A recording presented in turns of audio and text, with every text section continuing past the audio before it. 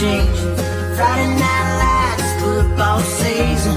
Looks like Tammy's getting hitched again. It's only been 1 month since she broke up with what's his name, living in a small.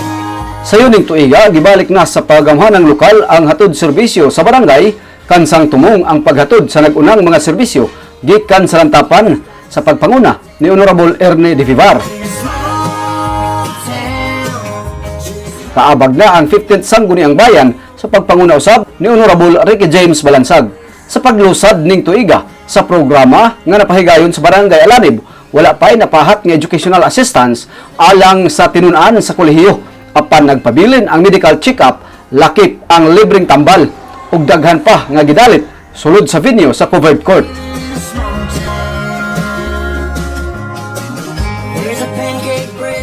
Samtang nakig-alayon niini ang Land Transportation Office, Pag-ibig o gilauman nga mosalmot sa otrong Biyernes ang Social Security System nga modawat sa membership registration o inquiries sa contribution, lakip na ang application sa loan.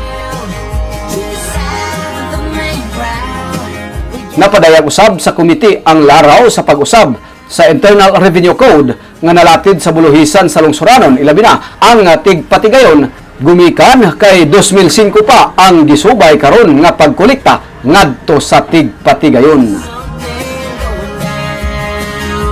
Anaa sa gihapon ang rice pack alang sa nakasalmot sa programa nga anaa usab sa venue.